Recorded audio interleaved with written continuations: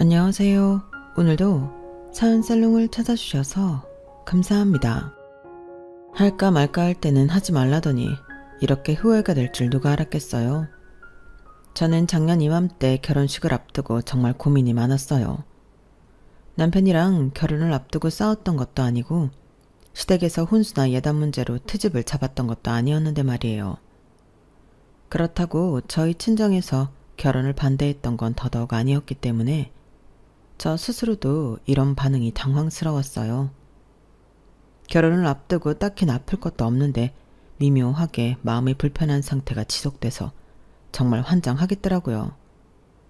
주변에선 결혼을 앞둔 여자들이 흔히 겪는 메리지 블루라며 지나고 보면 별거 아니니까 걱정 말라고 했지만 어쩌면 그건 여자의 예리한 직감이 아니었나 싶어요.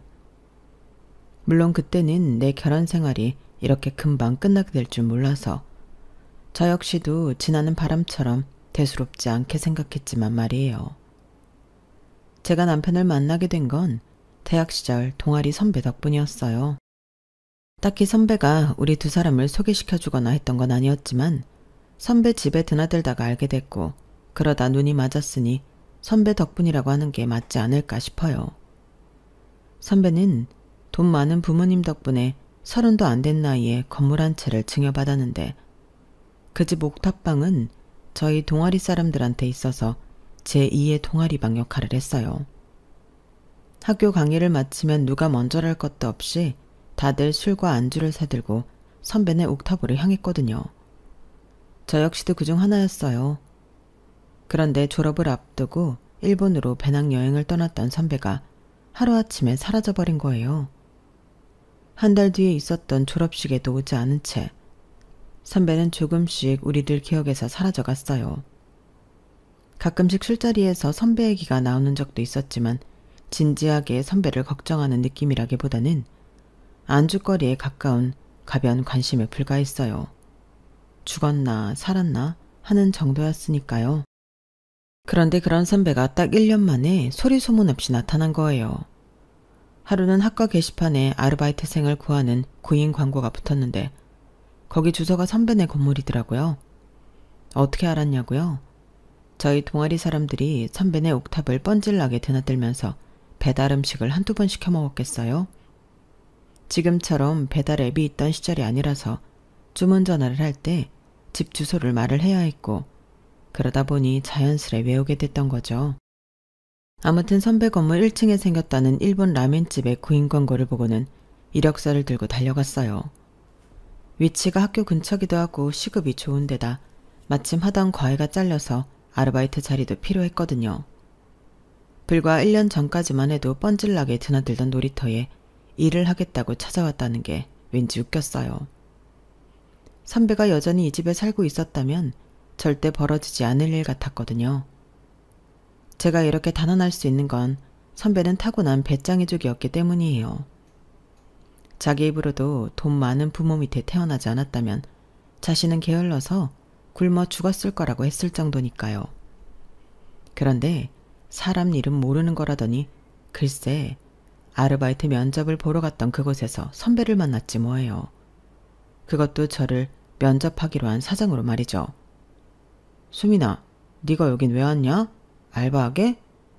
그러는 선배는 연락도 없이 사라져놓곤 왜 여기 있어요? 그동안 집에 숨어있기라도 한 거예요? 동아리 사람들이 얼마나 걱정했는데.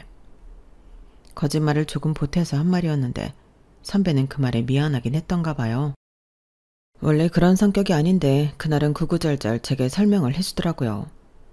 졸업을 앞두고 떠난 일본 배낭여행에서 선배는 인생 라멘을 만나게 됐다나 봐요.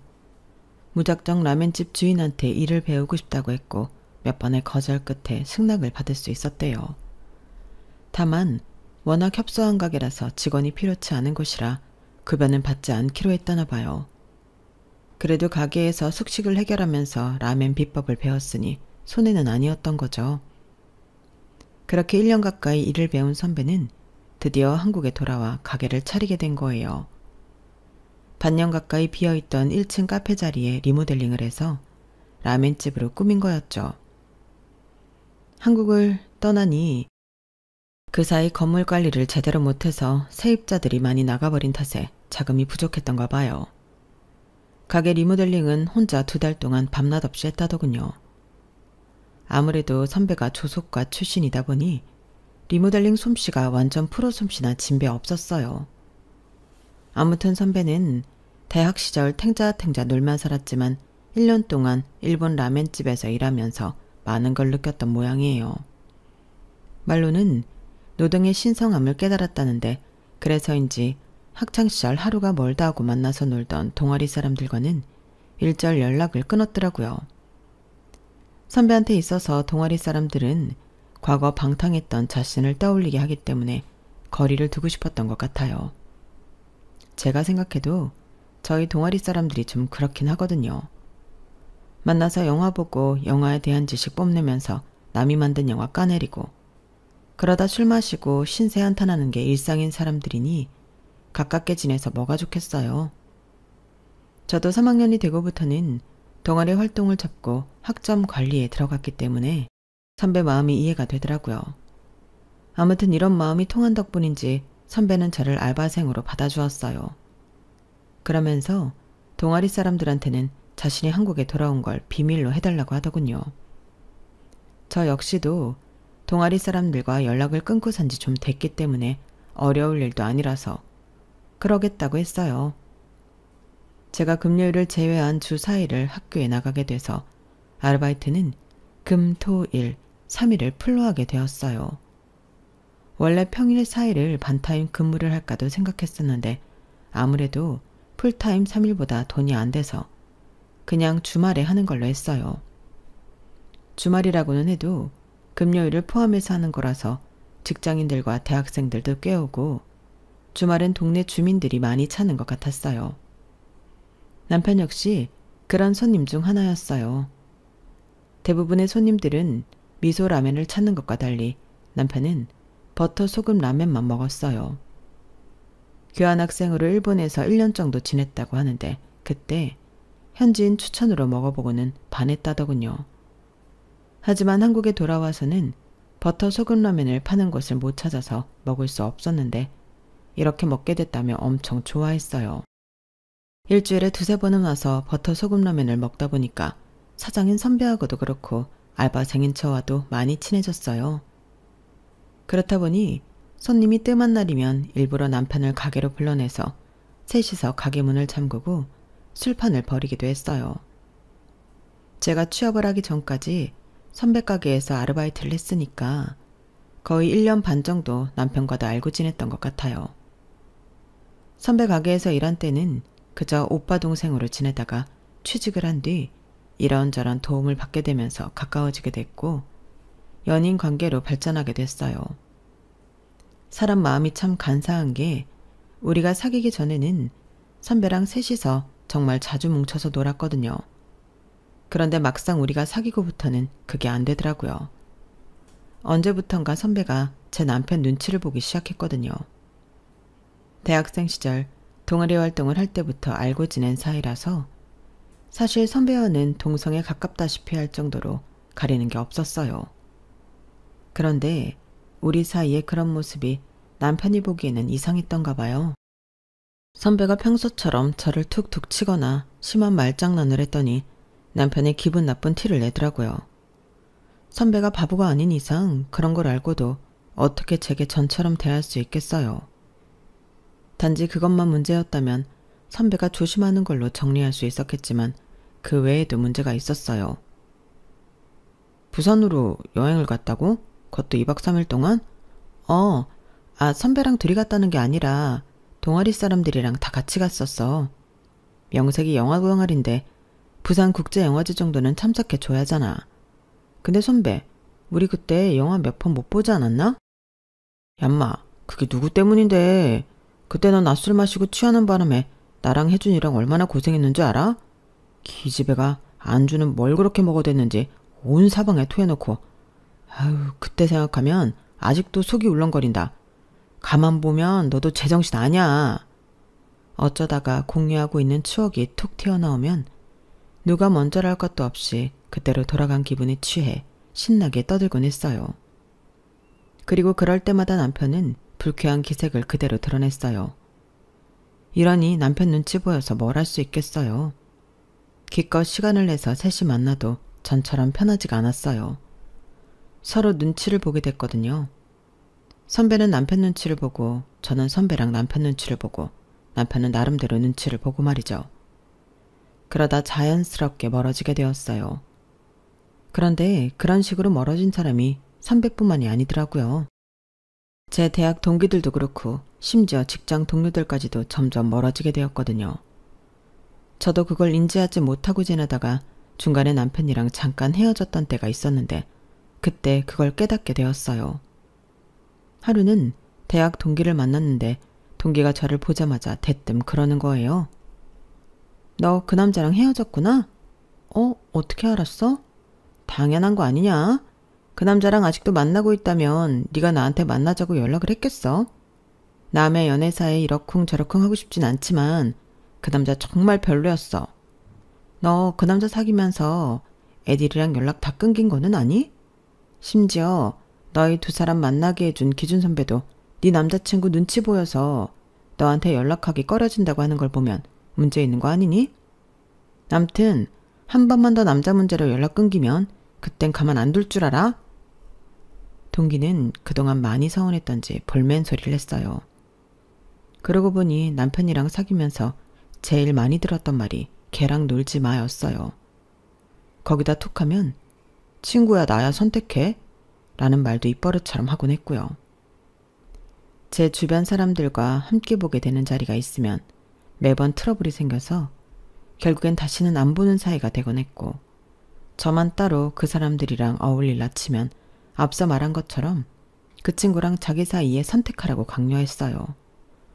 그러니 어디 마음 편히 사람들을 만날 수 있겠어요.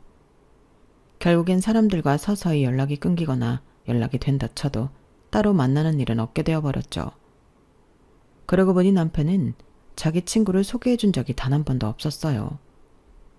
딱 한 번 남편이랑 극장에 갔다가 회사 동료와 마주친 적이 한 번 있긴 한데 그마저도 제게 소개 없이 바로 헤어졌기 때문에 만났다고 하기도 좀 그렇네요. 아무튼 남편과 연애하는 동안 제 옆에는 남편 외에 그 누구도 머무를 수 없었어요. 남편이 그걸 참지 못했거든요.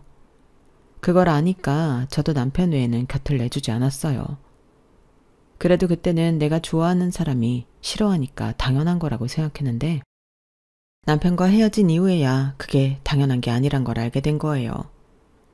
지금껏 몇 년 동안 이 남자의 말에 휘둘려 세뇌당했다는 사실을 깨닫자 멘붕이 오더라고요.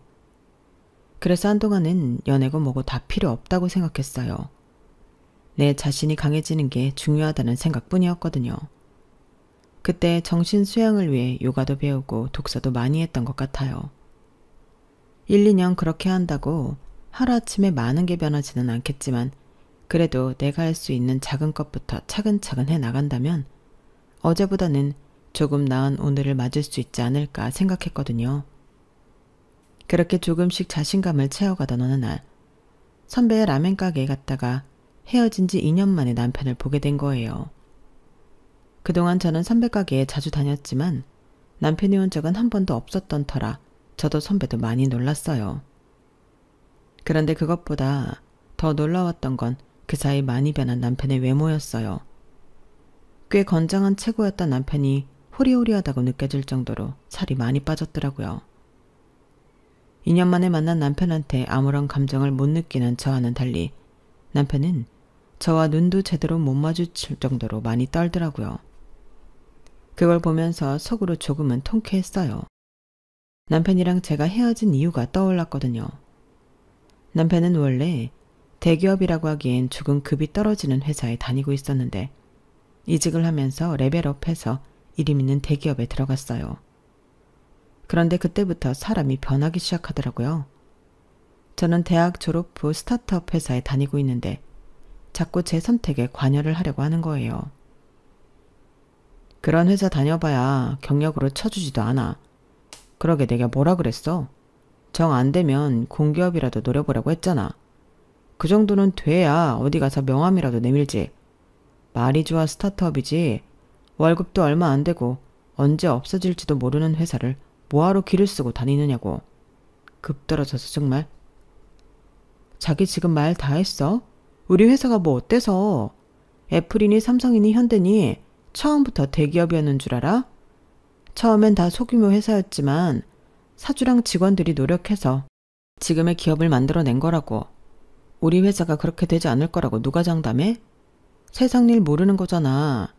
그리고 내 직장 때문에 급이 떨어진다고 생각한다면 나랑 안 만나면 되겠네.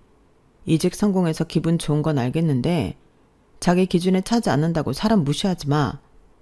난 어떻게도 자기랑 급 맞춰주고 싶은 생각 없으니까 자기랑 급 잘 맞는 사람 찾아서 잘 살아봐. 이게 우리의 마지막이었어요. 그러니 제가 남편에 대해 좋은 기억을 남길 수 있었겠어요? 그런데 남편은 제게 많이 미안했던가 봐요.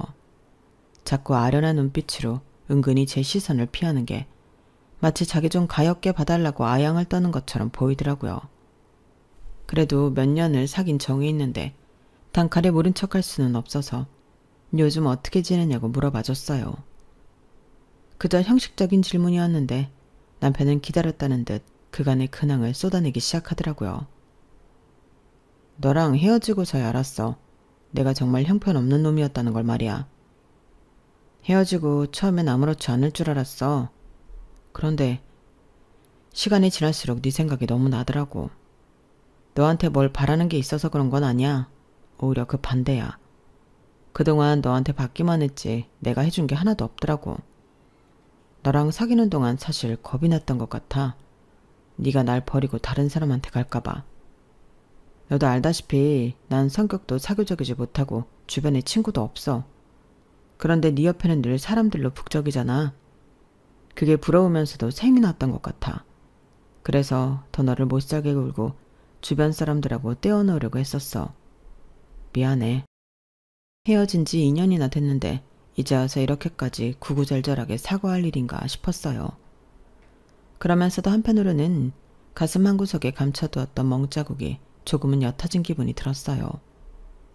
지난 2년 동안 요가도 하고 명상도 하면서 마음의 상처를 치유해보려고 했었는데 그때 들인 노력보다 남편의 사과 한마디가 더 큰 힘을 발휘하는 것 같더라고요.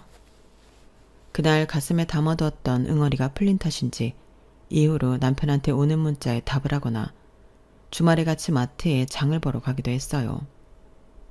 말로는 그저 남사친, 여사친의 감정일 뿐이라고 선을 그었지만 그게 어디 쉽나요? 그것도 몇 년이나 사귀었던 남녀가 말이에요. 결국 여름밤 치맥을 하고는 알딸딸해진 기분에 함께 밤을 보내게 되었고 헤어진 지 2년 7개월 만에 다시 사귀게 되었어요. 물론 주변에선 후회할 거라는 말들을 많이 했어요. 네 남자친구가 변한 것 같지? 아니야. 시간이 지나면 네가 지긋지긋해서 헤어지고 싶어 했던 그 모습이 다시 나올 거라고. 재결합하는 사람들이 다들 같은 이유로 다시 헤어지게 돼 있어. 그러니까 너무 큰 기대하지 말고 미리 마음에 준비해둬. 돌이켜보면 그때 친구의 말을 들었어야 했는데 내 남자는 다를 거라는 근거 없는 믿음 때문에 결국 내 발등을 제가 찍었지 뭐예요. 재결합 이후 남편은 전과는 달리 제 주변 사람들과도 관계를 이어가려고 노력했어요. 속으로는 어떤 생각을 하는지 알 수 없지만 그래도 표면적으로는 사람들과 어울리려는 노력을 하는 걸로 보이더라고요. 그러다 보니 주변에서도 남편에 대해 인식도 많이 좋아졌고 만나온 시간이 길었던 만큼 결혼 얘기도 솔솔 나오기 시작했어요. 사실 조건만 본다면 결혼 상대로서 빠지는 게 없는 사람이었어요. 일단 직장이 좋고 월급도 많고 이렇다 할 결격 사유가 없는 사람이니까요. 시부모님도 대단한 경제력을 가진 분들은 아니셨지만 그래도 노후 준비를 착실히 해놓으신 덕분에 자식들한테 손 안 벌리고 살 수 있는 정도의 경제력을 가진 분들이셨어요.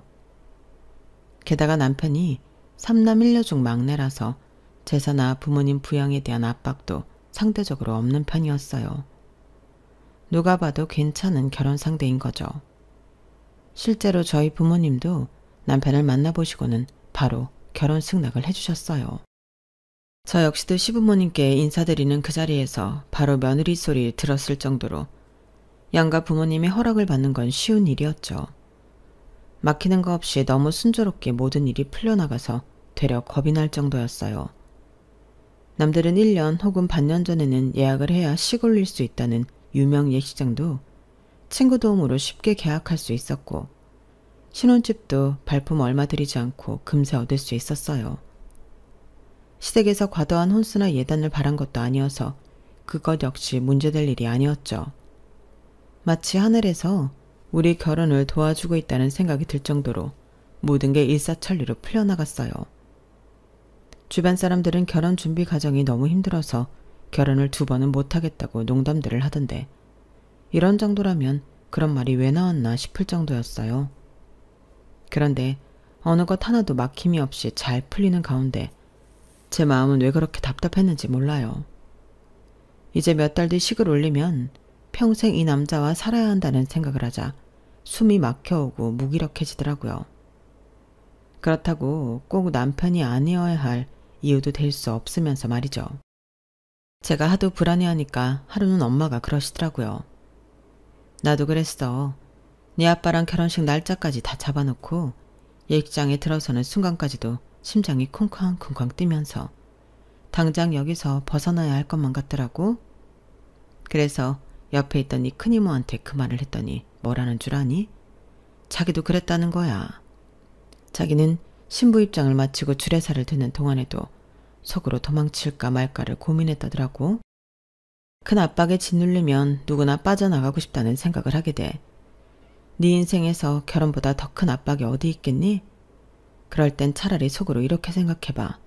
살아보고 아니면 깨는 거지 뭐. 엄마는 언제까지고 우리 딸 편이니까 마음 편히 가져. 그날 엄마 얘기를 듣고 조금은 마음이 진정되기 시작했어요. 엄마 말대로 아니면 많은 거라고 생각했더니 확실히 마음이 편해지더라고요. 그렇게 내 안에서 몇 번의 전쟁 같은 갈등을 끝낸 뒤에야 저는 예식장에 발을 들일 수가 있었어요. 그리고 그 순간부터 그토록 순조로웠던 결혼은 엉망진창이 되고 말았어요. 신혼여행지에서 시작된 말다툼이 시발점이었어요. 뭐라고? 매달 시댁에 300씩 보내겠다고? 아니 왜? 아직 아버님도 돈 버시잖아. 돈을 벌고 안 벌고 뭐가 중요해? 드리고 싶다는 내 마음이 중요한 거지. 아니 그러니까 그 돈을 왜 드리고 싶은 건데? 우리는 아직 집도 전세고 앞으로 애도 나오면 들어갈 돈이 천지인데 말이야. 그러자 남편은 뭔가 꺼내기 곤란한 말이 있는 사람처럼 뜸을 들였어요. 그러다 얘기에 진척이 없자 더는 안 되겠는지 드디어 말을 하더군요. 내가 너보다 300이나 더 벌잖아. 처음엔 그 말이 뭘 의미하는지 몰랐어요.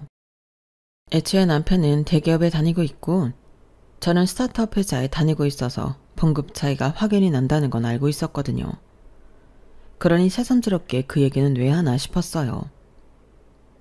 버는 돈의 액수는 다른데 쓰는 건 같이 써야 되면 내가 손해잖아.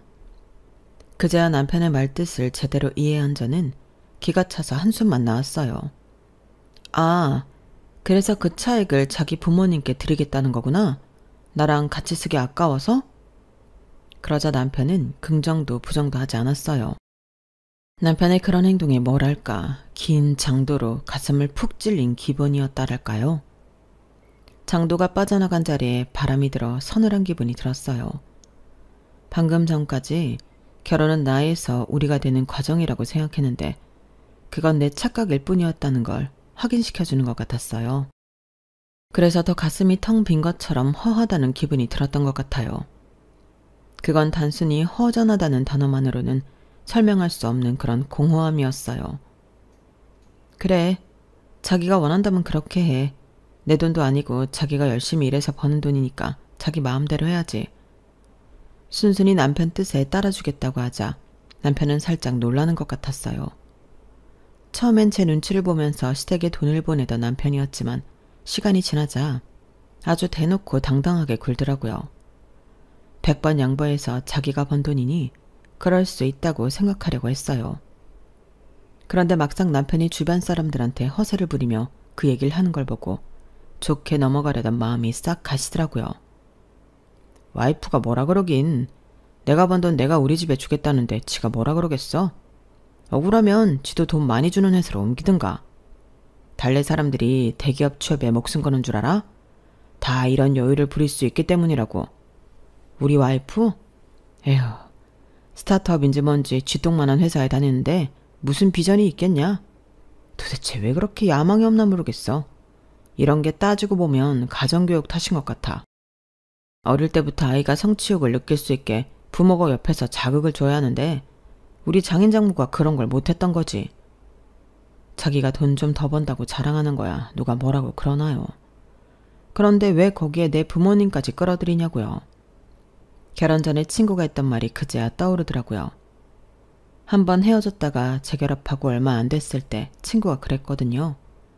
시간이 지나면 제가 헤어지고 싶게 만들었던 남편의 모습이 다시 나올 거라던 말이요.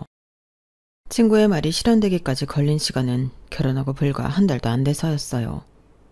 그 한 달도 안 되는 기간 동안 남편은 양파 껍데기 벗기듯 그동안 진짜 자신을 감추고 있던 가식들을 하나씩 뜯어냈어요. 그렇게 만나게 된 남편의 민낯은 제가 살면서 정말 상종하기 싫어했던 최악의 인간 딱 그 자체더라고요. 도대체 어쩌다 이런 인간으로 자랐나 하고 봤더니 글쎄 저희 시부모님이 딱 남편의 노인 버전인 거 있죠. 자식은 부모의 등을 보고 자란다더니 그 말이 하나 틀리지 않더라고요. 결혼 전에 왜 그렇게 이 결혼이 찜찜하게 느껴졌었는지 그제야 알 것 같았어요. 남편과 시댁 식구들의 가식적인 모습을 본능적으로 알아채서 거북했던 거예요.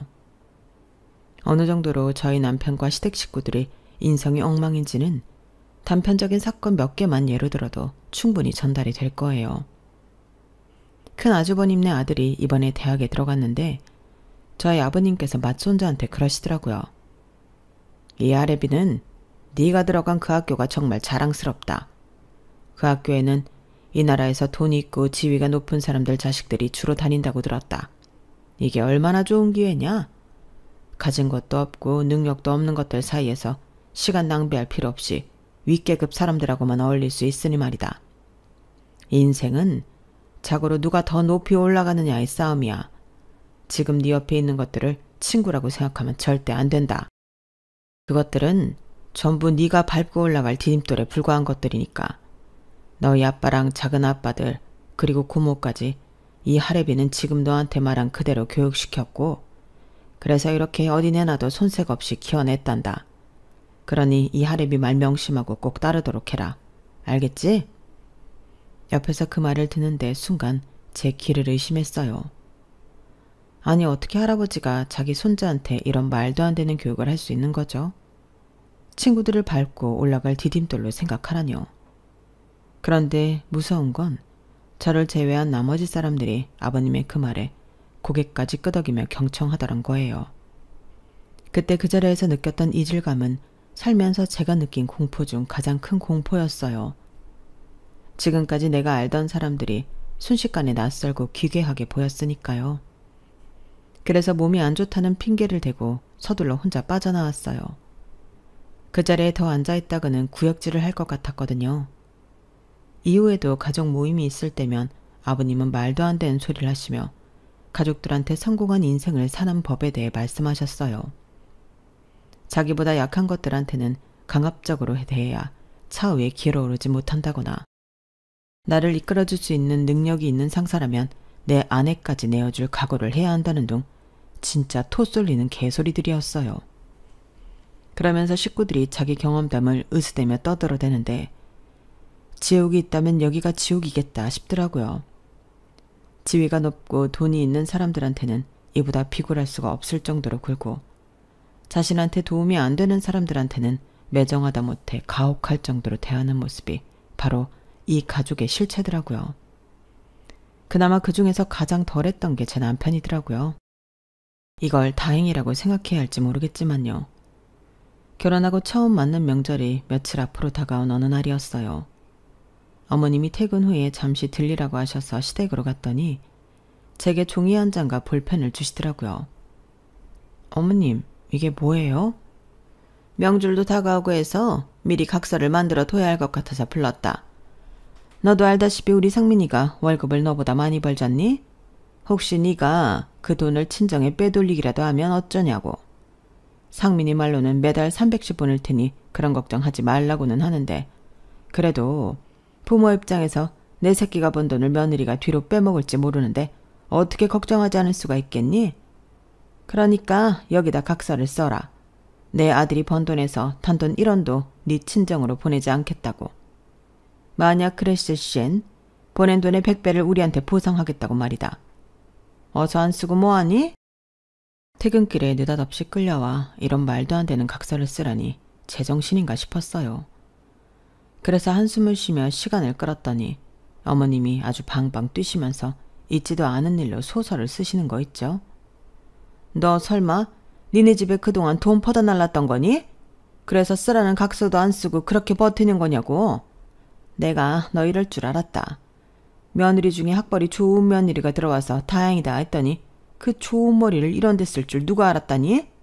너 지금까지 얼마나 보냈어? 내 아들이 벌어온 돈 얼마나 친정에 빼돌렸냐고. 말 안 하니? 경찰을 불러야 대답하겠어? 어머니 뭐예요? 제가 무슨 돈을 빼돌려요? 저희는 각자 월급에서 공동 생활비만 빼고 나머지 돈은 각자 관리해요. 그이가 번 돈은 애초에 구경도 못한다고요. 정 못 믿으시겠으면 그이한테 전화해 보세요. 이렇게 말했으면 알아들을 법한데도 어머님은 끝내 막내 아들한테 전화해 자초지종을 들은 뒤에야 오해를 푸셨어요. 하지만 오해를 풀었다고 각서 강요까지 그만두신 건 아니었어요.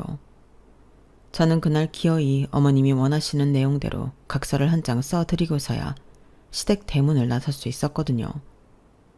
각서 사건이 있고 몇 달 뒤 저희 회사는 전 세계적으로 부는 K컬처 바람을 타고 해외 시장에서 전례 없는 성과를 거둘 수 있었어요. 덕분에 성과급도 엄청 받을 수 있게 되었죠.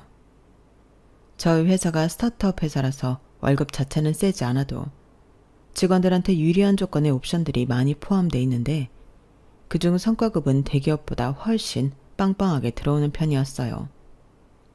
창업 이래 최고의 매출을 찍은 덕분에 그해 저한테 들어온 성과급이 자그마치 7천만 원이나 되더라고요. 세금을 제한 금액이 이거니까 세 전으로 치면 억이 넘는 엄청난 금액이었던 거죠. 이 돈을 어디에 쓸까 고민을 하다가 아빠 차를 바꿔드리기로 했어요. 저희 아빠는 20년 넘게 차를 타고 계신데 연식이 있다 보니 툭 하면 고장이 나서 수리비도 많이 들고 무엇보다 기름은 엄청 먹어서 기름값 오른다는 뉴스만 나오면 아빠가 긴장을 하시곤 했거든요. 그래서 이참에 전기차나 아니면 하이브리드로 바꿔드리려고 차를 알아봤어요. 카탈로그를 받아다 주말에 집에서 살펴보고 있는데 그걸 본 남편이 대뜸 차 바꿀 거냐고 묻더라고요. 그래서 그렇다고 했더니 돈이 어디서 왔냐고 묻길래 성과급 받았다고 얘기했어요. 그랬더니 저보다 더 신이 나서는 나보다 더 적극적으로 차를 고르지 뭐예요. 혹시 이 사람이 우리 차 바꾸는 줄 알고 이러나 싶어서 아빠 차 바꿔드리려고 그런다고 확실하게 말했어요. 그랬더니 말이 끝나기가 무섭게 손에 들고 있던 카탈로그를 바닥에 팍 던지지 뭐예요. 아이씨, 야, 그걸 왜 이제 말해? 난 또 네가 우리 차 바꾼다는 줄 알았잖아. 그리고 그 돈으로 왜 니네 아빠 차를 바꿔주냐? 그거 공동재 차이잖아. 자기도 자기 월급 시댁에 보내잖아. 그럼 나도 그래도 되는 거 아니야? 피차 일반인데 뭘 그렇게 화를 내? 야, 이게 그거랑 같냐? 난 너보다 연봉이 높아서 생긴 차액만 우리 집에 보내는 거고 넌 특별 보너스인 셈이잖아. 그러니까 그건 공동재산에 넣어야지. 남편은 끝까지 물고 늘어지며 제 성과급을 자기와 같이 써야 한다고 말도 안 되는 주장을 펼쳤어요. 와, 자기 정말 이기적이다. 자기가 더 버는 월급은 내가 쓸까봐 아까워서 자기 엄마한테 다 보내면서 내가 번 성과급은 같이 쓰자고? 이게 무슨 말도 안 되는 개소리야. 됐어. 난 이런 일로 자기랑 말싸움하기 싫으니까 그만해. 난 예정대로 이 돈으로 우리 아빠 차 바꿔줄 거야. 그러자 남편이 불같이 화를 내며 그러더라고요. 너야말로 이게 무슨 개매너야. 넌 같이 사는 사람에 대한 매너도 없니? 까놓고 말해서 너 아프면 누가 간호해주겠어. 니네 부모가 달려와서 간병하겠니? 바로 옆에 잠들어 있는 내가 가겠니? 그럼 굳은 일은 내가 하고 차는 니네 부모가 챙긴다는 게 말이 돼? 이건 누가 봐도 안 될 소리야. 구질구질하게 왜 출가 외인인 딸한테 차를 구걸해? 거지 새끼도 아니고. 안 그래도 단어 선택이 아슬아슬하던 남편이었는데 급기야 선을 넘고 말았어요. 그래놓고는 자기가 뭘 잘못했는지도 모르더라고요. 뭐? 거지 새끼? 당신 말 다 했어? 틀린 말은 아니잖아. 자식한테 빌 붙어서 차까지 받아갈 판인데 거지 새끼가 아니면 뭐겠어? 뭐? 그럼 니네 부모도 거지 새끼겠네. 매달 너한테 300씩 받았으니까. 제가 똑같이 맞받아 쳐주자 순간 강분한 남편은 집안 살림까지 집어던지며 화를 냈어요. 그러는 과정에서 저는 남편이 던진 사운드바에 맞아서 갈비뼈가 골절이 됐어요. 제가 가슴을 움켜쥐고 아프다고 숨도 잘 안 쉬어진다고 하는데도 쇼하지 말라면서 빈정대던 남편은 119 대원들 손에 제가 실려가자 그제야 겁을 집어먹곤 사색이 됐어요. 그날 응급실에서 엑스레이를 찍고 골절 확인을 하는 동안에도 남편은 코빼기도 보이지 않았어요. 결국 저희 부모님이 달려와 모든 처리를 해주셨어요. 며칠은 꼼짝 말고 누워있어야 한다고 해서 회사에 병가를 내고 입원을 했는데 다음 날이 돼서야 남편 놈이 병실로 찾아왔더라고요. 아빠는 그런 사회를 보자마자 뺨을 때리셨어요. 평소 같으면 아빠를 뜯어 말리셨을 엄마지만 그날은 못 본 척 하시더라고요. 내가 다른 건 다 참아도 여자한테 손대는 놈은 용서 못한다. 생각 같아선 내 딸이 다친 것처럼 니놈 갈비뼈도 몇 개 부러뜨리고 싶지만 안간 힘을 쓰고 참는 거야. 그러니 너도 최소한의 양심이 있다면 순순히 이혼 서류에 도장 찍어라. 만약에 도장 안 찍고 딴소리하면 그땐 니놈이 고개도 못 들고 다니도록 만들어줄 테니까 결정해. 이미 부모님과 상의 끝에 이혼을 하기로 결정했던 터라 남편이 뭐라고 하든 상황이 바뀌지는 않을 거였지만 그래도 남편이 뭐라고 할지 궁금하더라고요. 그런데 원하시면 이혼을 할게요. 그런데 이거 하나는 확실히 해야 할 것 같아요. 제가 사운드바를 던진 건 맞지만 수민이를 맞출 생각은 없었어요. 고의가 없었기 때문에 이건 사고일 뿐이라고요. 그러니까 병원비는 50대 50으로 부담하는 게 맞다고 생각합니다. 이런 와중에도 병원비 타령을 하는 남편을 보니 정말 한심하기 그지없었어요. 아마 모르긴 해도 병원비 반값 부담 얘기는 자기 부모님과 상의 끝에 내린 결론일 거예요. 그분들이라면 이런 와중에도 사과를 먼저 하라는 말 대신 어떻게든 보상해야 할 금액을 깎으라고 가르치셨을 테니까요. 결국 우리 부부는 결혼한 지 1년도 채 안 돼서 이혼을 했어요. 결혼식을 올릴 때는 이런저런 행운이 따라서 쉽게 할 수 있었지만 이혼은 정말 너무 힘들게 마칠 수 있었어요. 일단 남편과는 합의가 되지 않아서 벅점 싸움까지 벌이게 되었고 그런 과정에서 서로의 치부는 물론 주변 사람들한테까지 저희의 결혼 생활이 까발려지게 되었거든요. 그렇게 힘겨운 과정 끝에 드디어 이혼을 하게 되었어요. 이번 소송에서 저를 위해 증언을 해주었던 친구 말이 추잡하게 까발려진 이혼 소송의 승자도 패자도 없다지만 그래도 금전적으로 위로를 많이 받은 쪽이 승자라고 하더라고요. 그런 의미에서 따져본다면 이번 이혼 소송의 승자는 저인 것 같네요. 비록 저 역시도 많은 상처를 입었지만 말이에요. 그래도 이쯤에서 결혼 생활을 멈출 수 있었던 건 다행이라는 생각이 들어요. 더 멀리까지 갔다면 되돌아오는 길이 더 길고 힘들었을 테니까요.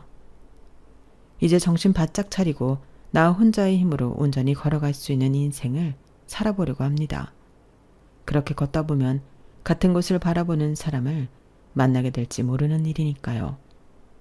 지금까지 제 사연을 들어주셔서 감사합니다. 들어주신 분들 모두 행복하시고 건강하세요.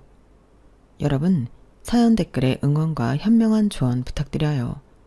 좋아요와 구독은 저에게 큰 힘이 됩니다. 오늘도 좋은 일 가득하세요.